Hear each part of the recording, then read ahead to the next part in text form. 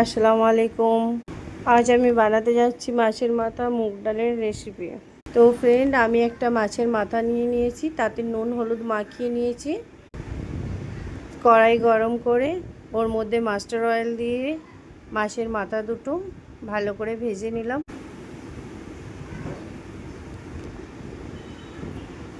তারপর এখানে আমি নিয়েছি মুগ ডাল, একটা শুকনো লঙ্কা।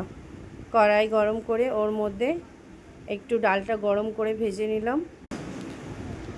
তারপর ডালটাকে ভালো করে পরিষ্কার করে আমি ধুয়ে ফেললাম। ধোবার পর কড়াইয়ের মধ্যে পানি নিলাম কিছুটা, ওর মধ্যে দুটো তেজপাতা আর পরিষ্কার করা ডালটা আমি কড়াইয়ের মধ্যে দিয়ে দিলাম। অল্প 1 চামচ হলুদ দিলাম। তারপর ডালটাকে গলিয়ে একটা পাত্রের মধ্যে ঢেলে নিলাম। কড়াইয়ে তেল দিয়ে রসুন ফোড়নের জন্য, পেঁয়াজ, একটা শুকনো লঙ্কা, কিছুটা টমেটো কুচি, কিছুটা কাঁচা লঙ্কার কুচি, ভালো করে মশলাটা আমি মিক্স করে নিলাম। নিয়ে ভেজে রাখা মাছের মাথাগুলো দিলাম।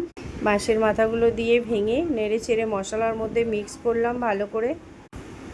তারপর গলিয়ে রাখা ডালটা আমি ওই মশলার মধ্যে মশলার মধ্যে ঢেলে দিলাম। দিয়ে স্বাদ অনুসারে লবণ দিলাম, কিছুটা ধনেপাতা দিয়ে ভালো করে ফুটিয়ে নিলাম। তারপর বেনে গেল আমার মুগ ডাল মাছের মাথা রেসিপি। আমার এই রেসিপিটা ভালো লাগলে সাবস্ক্রাইব, লাইক, কমেন্ট করতে ভুলবেন না।